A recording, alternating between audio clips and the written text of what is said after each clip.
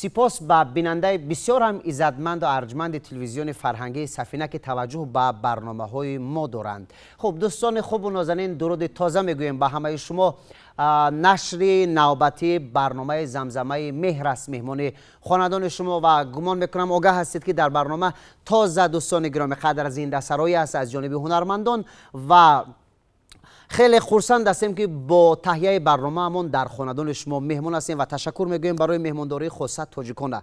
خب ما نیز مهمان دعوت نمودیم که میزبانی ایشون رو برداشت دارم من سید انوری بابا جان و مهمانی ما هستن عزیزان دل عضو انسامبل سپری وزارت کارهای داخلی جمهوری تاجیکستان کامران هاشم. خیر مقدم میخوانم شما رو.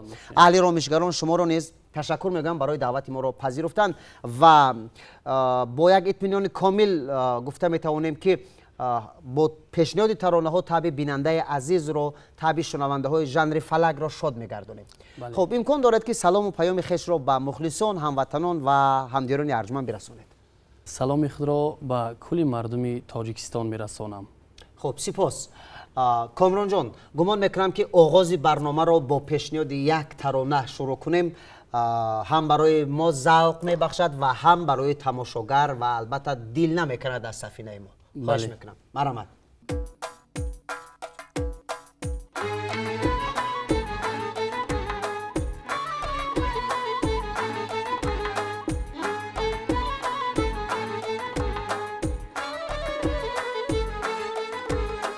پیسر در نوجوانیگر به فرمان پدر گردی شوی صاحب اقبال و دوران و تبر گردی شوی صاحب اقبال و دوران و تبر گردی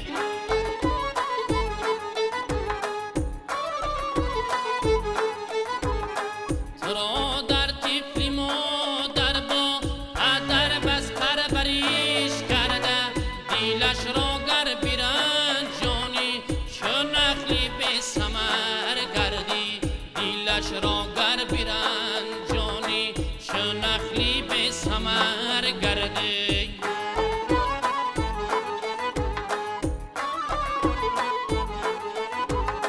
توانی گر بین هر دو زی جان و دل تو خدمت کن از این خدمت سرافراز جیگر بندی بشر گردی از این خدمت سرافراز جیگر بندی بشر گردی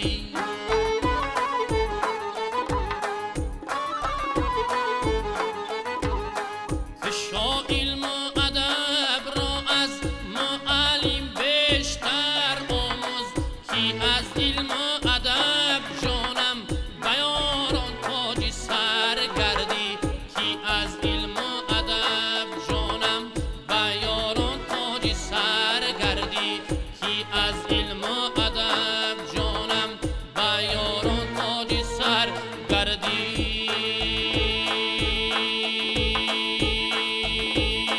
اگر دل بیرود من روم از نظرت ایور جان بیدیم خاک شوم در گذرت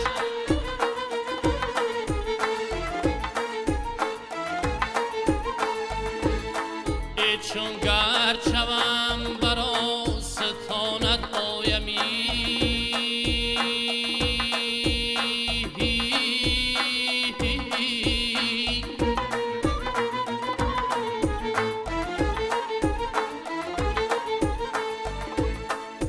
بنشینم بر نخیزم از خاکی درتی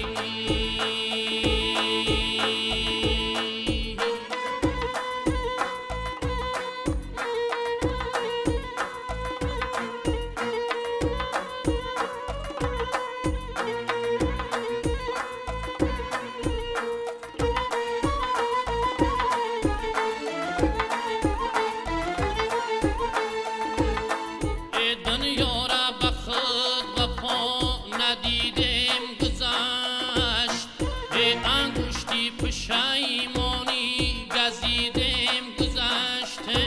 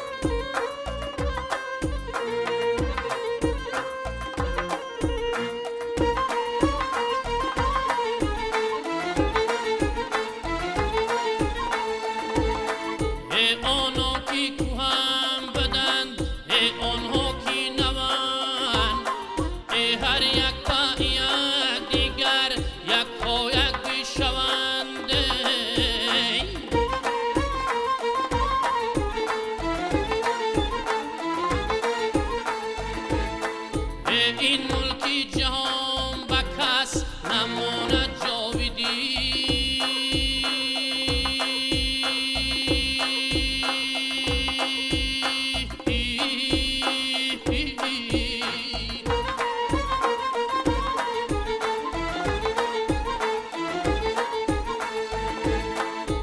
رفتن دارم ما باز آینده روندی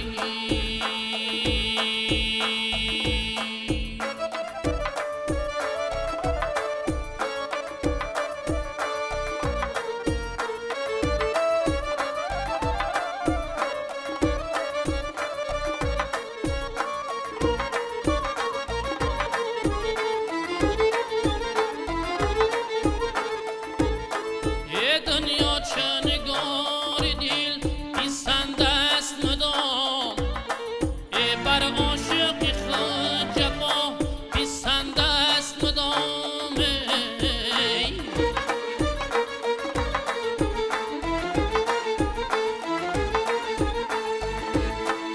شمشیر تصادفاً رسد بر سر پستی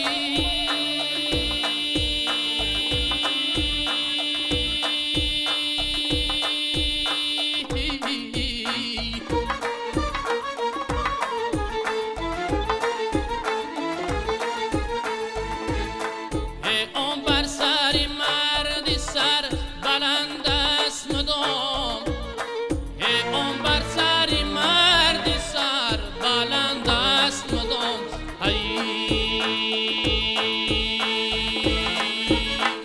تشکر زیاد و بسیار یک صدای زیبا، بسیار یک مصرع‌هایی که واقعا هم تاثیر بخش و برخورد کننده است به درد امروزه جامعه ما. خب سپاس میگویم کامران جان. و چون از تربیت پدر، از دعا گرفتن فرزند از پدر قصه کردید، آیا با دعای پدر همین پیراه را انتخاب کردید و یا اینکه این انتخاب و یا که اختیارا از جانب خودتان بود؟ اختیار از خودم بوده، بیشتر کمک پدر بود در این ساحه. دائما نصیحت میکرد، میفهمون که پسرم بزرگ شوی. پسرم بسیار نصیحت های بالا میکرد که دائما در اسباب نمره مرا وای میکرد شوق رغبتی پدر بیشتر بود در این ساحه نسبتی هنری من. خب یعنی که با دعای پدر البته بله. با این میدان گام گذاشتید. بله. خب چه مخته دست پدر در این ژانر؟ امی وای مصرعی که خواندم، این مصرع را پدر بزرگوارم خوانده است. این از پدر نمی سرودی که خواندم از پدر است. یک آموختگی من از پدر نمی سرود. بله. خب جهانی سپاس. پس بگوید که مثلا این میدانی که واقعا هم حقیقت را دوست می‌دارد، این میدانی که واقعا هم هنر والا را، کسبیت را دوست می‌دارد، برای یک هنرمند جوان چگونه است؟ چی را درک کردید؟ یعنی از هنر داشتن، از در میدان هنر رغبت کردن، رقابت کردن، چی را مختید؟ برای شما چی داد؟ برای من اولا زنده خواندن انمی ژانر. ما یک چند جهاد فنگرام سرودای فنگرام خواندم، با من یگان کمکی نداد. وقتی من زنده میخوانم خودم را در یک دنیای دیگر، در یک سیاره دیگر حس میکنم. این هنر، این خواندن، این ژانر فلک بر من یک زینه‌های خیلی بالا را بر من داد. خب پس میگفتید که مثلا برای یک هنرمند جوان چگونه است در میدان هنر، نمیدونم، هنرنمایی کردن، رقابت کردن؟ میخوام از این آگاه یابم. برای رقابت کردن این میدان چه خیلی که گفتیم زنده خواندن هم نقش اساسی دارد. بله، زنده خوانی هم نقش اساسی دارد. نوازش البته. همش البته. من در دوره که به کنسرواتوریوم آمدم موسیقی را درک نمی‌کردم. خیلی با من دشوار بود. با زحمت استادم سعدالله کریم که امروز من چندین نفرات در گرد من، ما همراهی بچه‌ها یک جای سرود آماده میکنیم. همراهی سارمان جان که بسیار بیشتر سرودای من قطعی سارمان جان وای میشود، آهنگبندی میشود. بله، بیشتر سرودایی که در صحنه‌های کلان میخوانم در کنسرت‌های جمهوری، همراهی سوربان جان تیار آفرین به سوربان که مثلا اینقدر همراهی در این میدان با شما دارد. بله. خب سپاس میگیم و البته همون حالت انسان در هر مثلا راه موفق میگردد که مشورت باشد، مصلحت باشد، یک دیگر فهمی باشد، مخصوصا در جاده هنر. بله. نه در کدام سوهای نباشد با یک کس شخصا طاقتمند نیکو همروی گروه هم در دیگه کارها من از رفیقا مصلحت است. بله. خب بسیاری مردم بران اندیشند که کامران هاشم یکی از شاخه و یکی از نبره های بابای آدینه هاشم باشد. خب همین رو بیاید روی راست برای مردم ما بگوید که با ایشان خویشاوندی دارید و چرا محض تلاش میکنید که پیروی از مثلا صدای او، پیروی از هنری او داشته باشید؟ من تنها نبیره هنری استاد شادروان آدینه هاشم هستم. یگان خویشاوندی هم ندارم، یگان نزدیکی هم ندارم. بسیار دوستی خاندان من او را میگویم، من همراه پسرانش نبیرش من نزدیکی دارم. سلام علیکی نزدیک هستم. همراه پسر دویمش خطا نکنم حکمت‌الله من بسیار نزدیکی دارم. بسیار یک رفیقی نزدیک هم گویم خطا نمیکنم. یعنی که بیننده ما باور کند که کامران هاشم یگان قبایل و اهل و خانواده بابای آدینه هاشم نیست. بله. نه.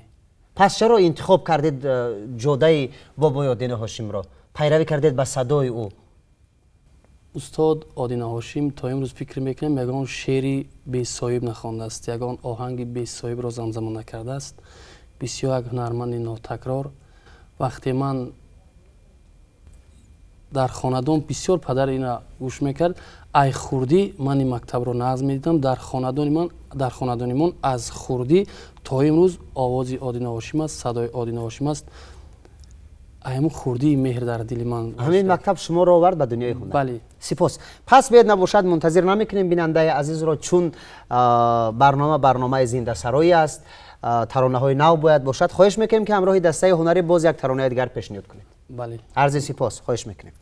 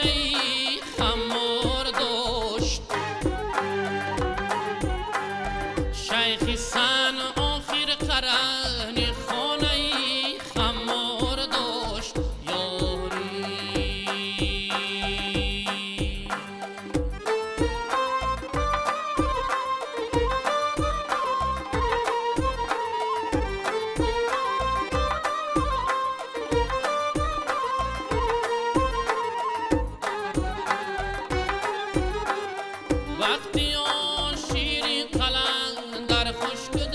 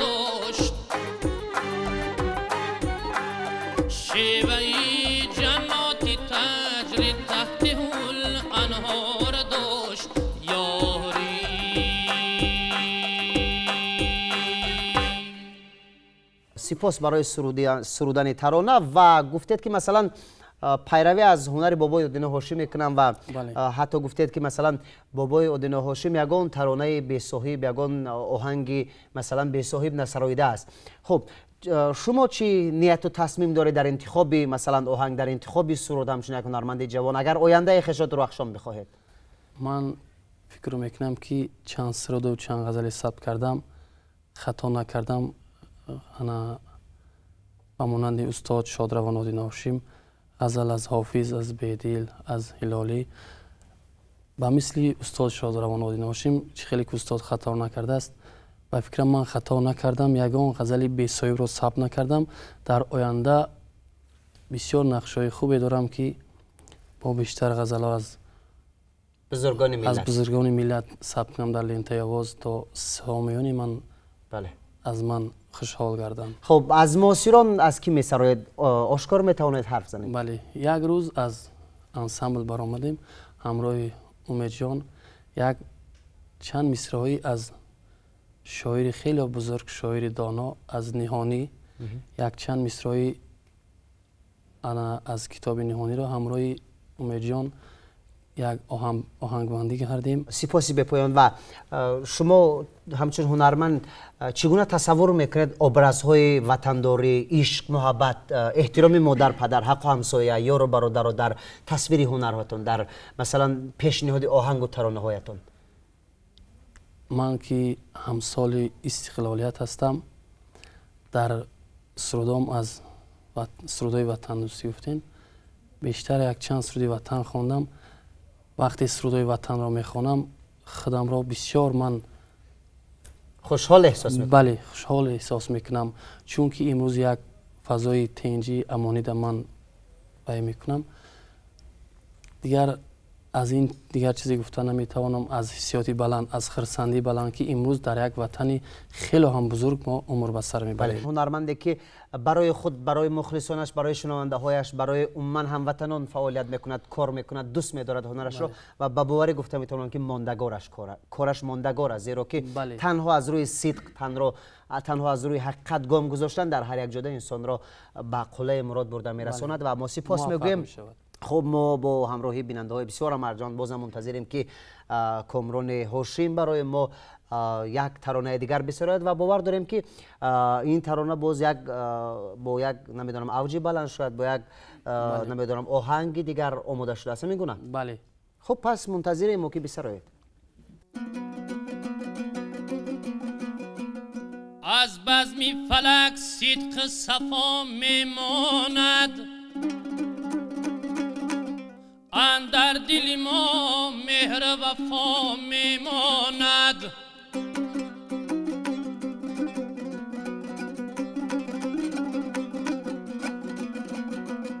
خان فلک به هم بغل بکشای می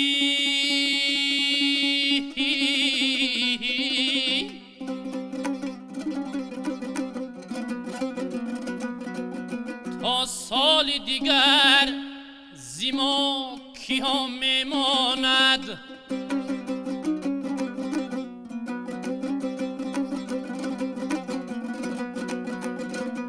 تا سال دیگر زیما کیا میماند.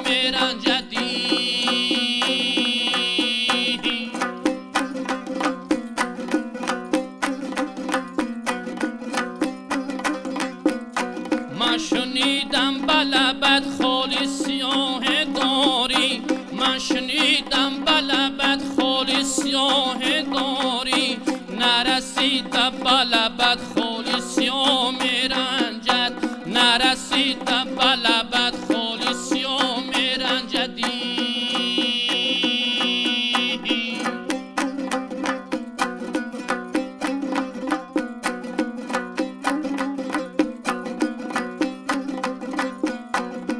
اینقدر زود مرا یک نظر گشته ببین اینقدر زود مرا یک نظر گشته ببین دلی عاشق نشکن از خدا میرنجد دلی عاشق نشکن از خدا میرنجد دلی عاشق نشکن از خدا میرنجد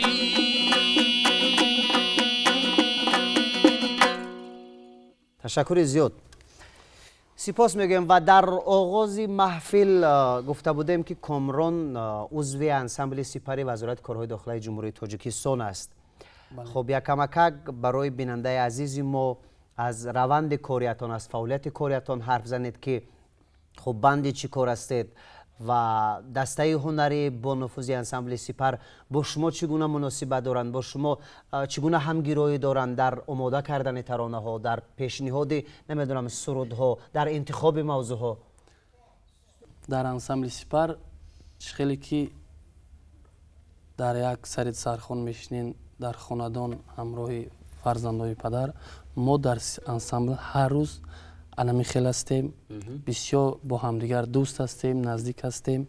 در آماده کردن سرود، در آماده کردن یک محفل، یک چاره‌بینی،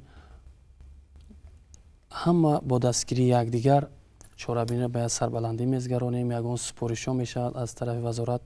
بسیار همراه گروه، همراه راهبری ما بسیار که یک راهبری خاکسار است، جورابک عمروف، بسیار یک مردی خاکسار، با دستگیری آن کس، با دستگیری امروخان رحیموف که بسیار یک حافظی ناتکرار هم بگیم خطا نمیکنیم، بسیار به یک سربلندی چاره‌بینی دولتی را در سطح بلند با دستگیری امروخان رحیموف، با دستگیری جورابک عمروف ما میزگرانیم. خب سپاس. بار سنجید خود را مثلا در ژانر استرادا، در ژانر شش مقام همچون یک هنرمند، چون می شود که بعضی ها هستند که مثلا در روند فعالیت کاری برمیگردن میدونم به ژانر استرادا، برمیگردن به ژانر شش مقام، خب ترک میکنن ژانر انتخاب کرده اشان را. چی همین گونه ایده پیدا شد یا نه؟ نه، من این ژانری که انتخاب کردم تا امروز مهر زیاد شده است، کم نی. بله، انا در ژانر استرادا گفتین گاه وقت در همون جای کار همراه دلیر قلندروف من یگان چیز همزمان میکنم، گیتار مینوازم، یگان چیز استرادا. من که بیشتر همین ژانر را من وای میکنم، دوست میدارم. بله.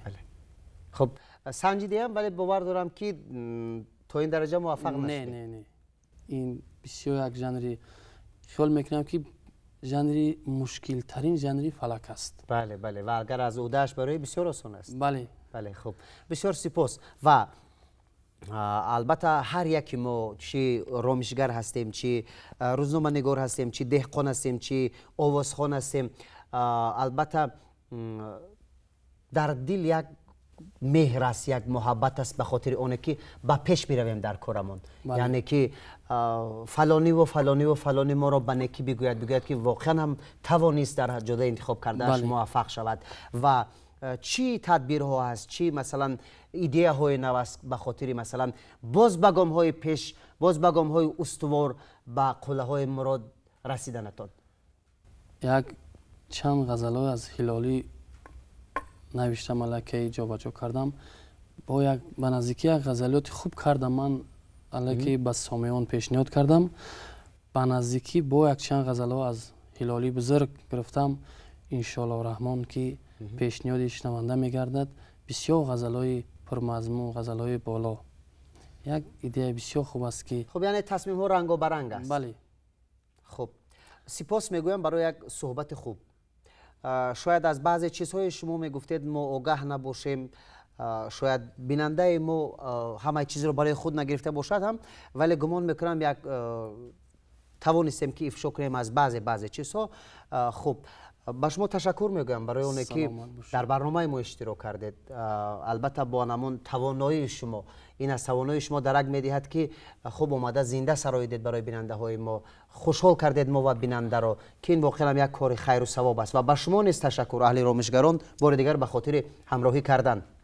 و انسانیت همیشه تلاش بهر آن میکند که به هر کار موفق بگردد و اگر به توان خویش باور داشته باشد روبروی کوه مشکلی میتواند که غالب بیاید. پس با امید اونه که در همه کار غالب باشد عزیزان دل، هموطنان گرامی قدر، و همیشه پیروزی یاور و مددگار ما و شما باشد و خنده از لبانمان دور نگردد. تاجیکستان عزیزمان آباد باشد. با پیشنهاد یک ترانه دیگر از جانب علی هنرمندان ما با شما خیر خوش میکنیم و امیدیان را میکنیم که باز در برنامه‌های دیگر دیده به دیدار برسیم. خواهش میکنم.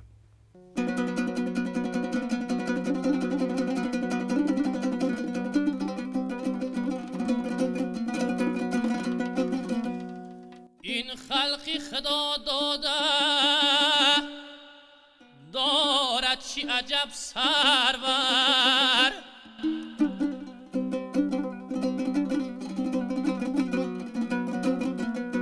اندیشه این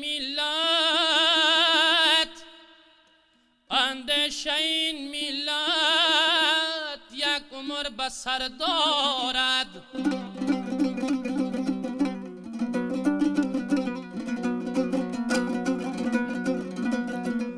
بینگر نهانیات به اسرار زمانی،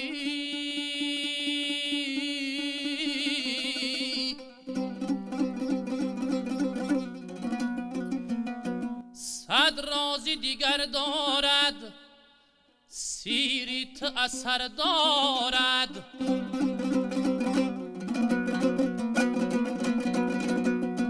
صد رازی دیگر داردی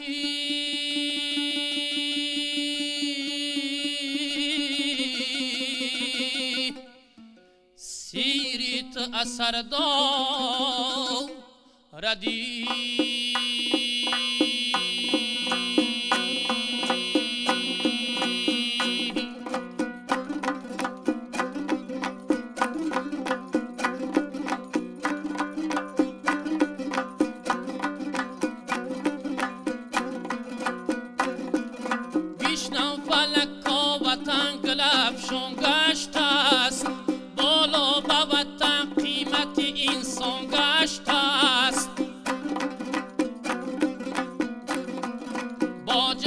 تلاشی پیشوای ملتی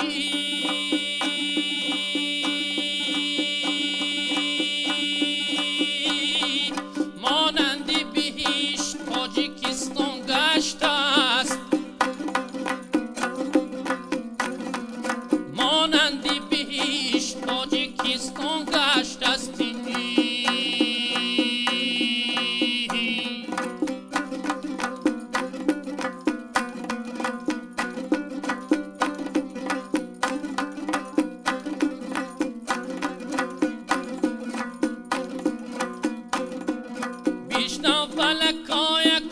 شد وحدت ما